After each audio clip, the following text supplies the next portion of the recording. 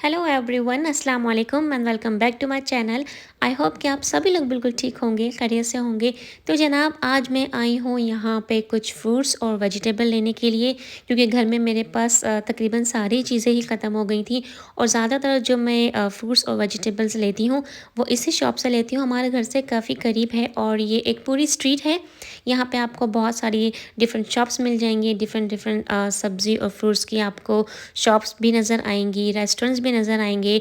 और इसके अलावा जो हमारे घर में जो डेली यूज़ का जो सामान होता है, जैसे प्लास्टिक की जो हम लोग बास्केट्स वगैरह यूज़ करते हैं, और इसके अलावा कुछ प्लास्टिक्स के मेटल्स के जो यूटेंसिल्स हम किचन में यूज़ करते हैं, वो चीज़ें मिल जाएंगी। लेकिन आज मैं आपको सिर्फ फ्रूट्स और वेजिटेबल्स की ही शॉपिंग शो करूँगी इस व्लॉग में। मुझे आज यहाँ से सिर्फ वही लेनी थी। तो सबसे पहले तो शॉप में जाके मैंने मैंगोज़ चेक किए। तो मैंगोज़ इतने फ्रेश नहीं थे, मुझे लग रहा था कि पुराना स्टॉक है, तो इसलिए मैंने मैंगोज़ तो परचेज़ नहीं किए। लेकिन इसके साथ जो मैंने और चीज़ें ली थी वो मैं आज आपको इस व्लॉग में दिखाऊंगी, और साथ साथ आप लोगों के साथ ये भी डिस्कस करूँगी कि मैं किस तरह से फ्रूट्स और वेजिटेबल्स को घर में स्टोर करती हूँ, फ्रिज में और काउंटर पर।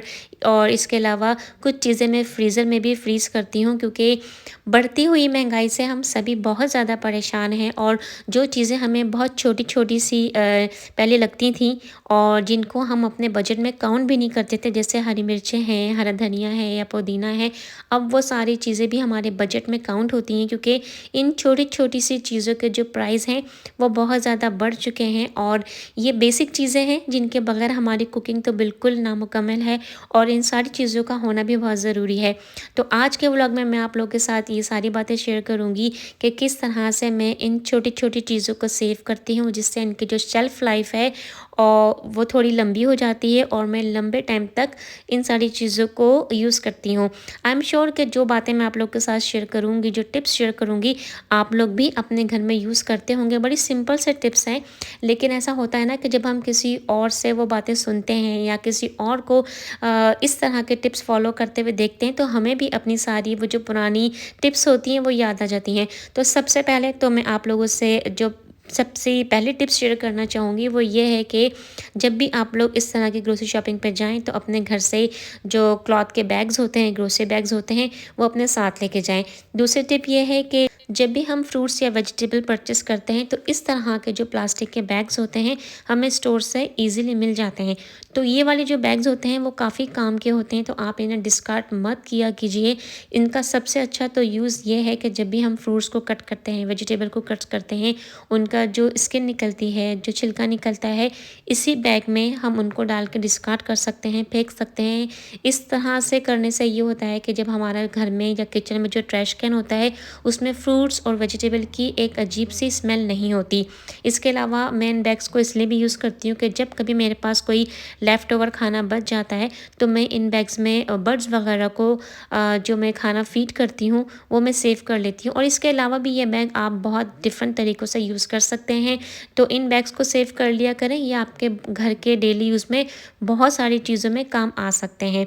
इसके साथ साथ अब जब मैं फ्रूट्स वगैरह लेके आती हूँ, तो सबसे पहले जो चीज़ें मुझे फ्रिज में रखनी होती हैं, मैं सबसे पहले उनको रखती हूँ। तो अगर मुझे लगता है कि टोमेटोज़ वगैरह थोड़े से ख़राब हैं या मुझे लगता है कि वॉश करने की ज़रूरत है, तो मैं उनको धो लेती हूँ। और अदरवाइज़ अगर मुझे लगता है कि टमाटर बिल्कुल साफ़ है, क्लीन है, तो मैं उनको किचन टॉवल से ही वाइप कर लेती हूँ। और फिर ये भी चेक करती हूँ कि कोई जो टमाटर है वो कुछ नरम तो नहीं है या कुछ ख़राब तो नहीं है।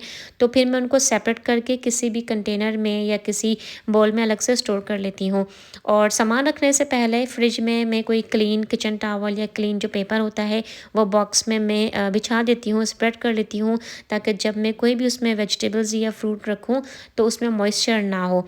और इसके साथ साथ जैसे प्याज है, तो मैं उसको जो उसके जो छिलके निकल रहे होते हैं, हल्के से जो स्किन रिमूव हो रही होती है, उसको मैं रिमूव कर लेती हूँ, ताकि जो एक्सेस जिस तरह से जो कचरा सा निकल रहा होता है प्याज में, जो उसकी स्किन होती है, वो मेरी बास्केट को या जिस कंटेनर में मैं प्याज को स्टोर कर रही हूँ या प्याज की जो हमारी बास्केट्स होती हैं उनमें फिर एक तरह से ना कचरा सा या जो इनके जो छिलके होते हैं वो ना जमा ना हो जाएं।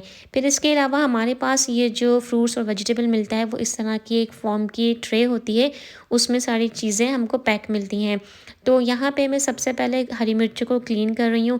क्लीन करने का मेरा मकसद ये है कि इसमें 2 तरह की हरी मिर्चें मिक्स हैं, रेड भी और ग्रीन भी, और इन दोनों का फ्लेवर डिफरेंट होता है।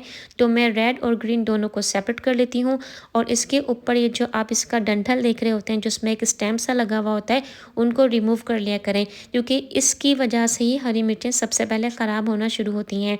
तो अगर आप इनके ऊपर की ये जो डंठल है, इस जो स्टिक होती है, अगर आप इसको रिमूव कर लेंगे तो आपकी जो हरी मिर्चें हैं वो काफ़ी देर तक लास्ट करेंगी, बहुत जल्दी ख़राब नहीं होंगी, चाहे आप इन हरी मिर्चों को फ्रिज में स्टोर करें या फ्रीज़र में।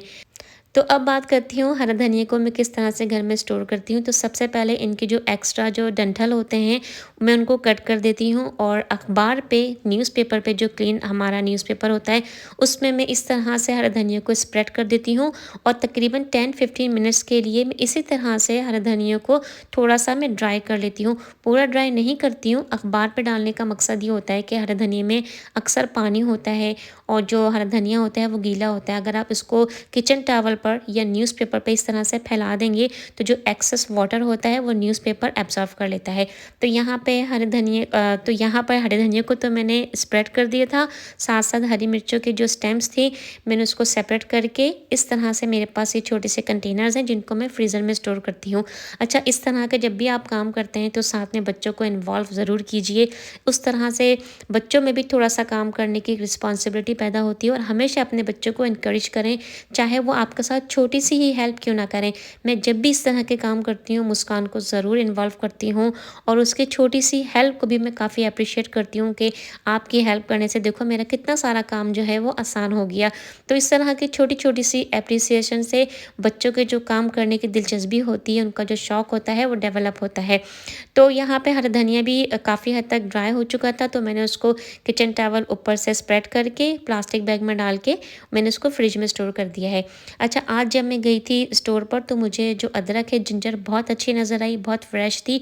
तो यहाँ पे भी मैं आपको एक टिप देती जा रही हूँ, जब भी आप लोग को ऐसा लगे कि अच्छी अदरक आई हुई है, फ्रेश आई हुई, क्योंकि अक्सर अदरक भी हमको हमेशा सही नहीं मिलती, कभी उसमें जाल होता है तो कभी इतनी फ्रेश भी नहीं मिलती। तो मैं यही करती हूँ, जब भी मुझे अदरक लगता है कि अच्छी है, फ्रेश है, तो मैं लेके उसको इस तरह से पूरी स्किन रिमूव कर लेती हूँ और फिर उसको इस तरह से बारीक बारीक स्लाइस करके किसी भी प्लास्टिक के बैग में, जिप लॉक के बैग में, या मैं तो अक्सर जो मेरे पास प्लास्टिक के जार्स होते हैं उनमें डाल के मैं इनको फ्रीज़र में स्टोर कर लेती हूँ। इस तरह से अगर आपने अदरक ज़्यादा बाय कर भी ली है, ज़्यादा घर में ले भी आए हैं, तो आपकी अदरक बिल्कुल ख़राब नहीं होगी। आप इसको फ्रीज़र में एक लंबे टाइम के लिए स्टोर कर सकते हैं। और जब भी आपको जिंजर गार्लिक पेस्ट बनाना हो, अदरक लहसुन का पेस्ट आपको रेडी करना हो, आप इसको आराम से किसी भी ग्राइंडर में, चॉपर में, जूसर मशीन में डाल के आप इसमें लहसुन ऐड करें और आपका जिंजर गार्लिक पेस्ट बिल्कुल तैयार है। अच्छा, बहुत सारे लोगों को अदरक या लहसुन पील करने के बाद हाथों में थोड़ी सी एलर्जी सी हो जाती है, किसी को इच भी फील होती है, आई मीन इचिंग हो जाती है।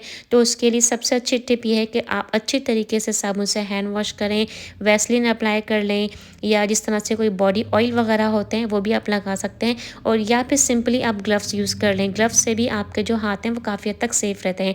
अच्छा, तो यहाँ पर ना मैं कैंटेलोप को कट कर रही हूँ, तो इसी तरह से मैं फ्रूट्स के साथ भी करती हूँ। अगर मैं कोई खरबूजा लेती हूँ, वाटरमेलन लेती हूँ, तो इसी तरह से मैं उनके स्किन वगैरह जो छिलके होते हैं एक सेपरेट बैग में रख लेती हूँ और उनको जो हमारे जो मेन जो ट्रैश कैन होता है मैं वहाँ डाल देती हूँ। किचन में जो ट्रैश कैन रखा होता है मैं उसमें कभी नहीं डालती, ताकि किचन के जो ट्रैश कैन है उसमें कोई स्मेल ना हो। और दूसरी टिप ये है कि जब भी आप इस तरह का कोई फ्रूट लेके आएँ तो उसको स्लाइसेस करके, कट करके प्लास्टिक के कंटेनर में रख लीजिए। जब भी आपको बच्चों को देना हो या आपको ज़रूरत हो तो आपके पास फ्रूट जो है वो कट किया हुआ होता है। और यकीन जानिए ये बहुत अच्छी टिप है, क्योंकि जब हम अपना फ्रिज ओपन करते हैं और हमें सामने फ्रूट्स के इस तरह से स्लाइसेस किए हुए नज़र आते हैं तो फिर हम हेल्दी ऑप्शन ही पिक करते हैं अपने मीठे की क्रेविंग को दूर करने के लिए, या अगर जब हम हंग्री होते हैं, बजाय इसके कि हम कैबिनेट खोलें उसमें से कोई कुकी या कोई पैकेट फूड निकाल के खाएं। तो ये वाली जो टिप है ये 100% वर्क करती है, और ख़ासकर जब बच्चों का स्कूल होता है तब तो ये टिप वाकई में काम करती है, क्योंकि जब हमें बच्चों का स्कूल का लंच बॉक्स पैक करना होता है तो हमारे पास जो फ्रूट्स होते हैं वो कटे हुए होते हैं। हम आसानी से बच्चों के लंच बॉक्स में फ्रूट्स की सर्विंग को हम ऐड कर सकते हैं। तो ये छोटी-छोटी सी टिप्स हैं जिनको फॉलो करके हम फ्रूट्स और वेजिटेबल्स को स्टोर कर सकते हैं, सही तरीके से कर सकते हैं, लॉन्ग लास्टिंग बना सकते हैं और जब हमें उनकी ज़रूरत हो तो वक्त पे हमारे पास ये सारी चीज़ें अवेलेबल भी होती हैं। ये छोटी-छोटी सी चीज़ें हैं, लेकिन इन छोटी-छोटी सी चीज़ों की जो प्राइसिंग है वो दिन ब दिन बढ़ती जा रही हैं।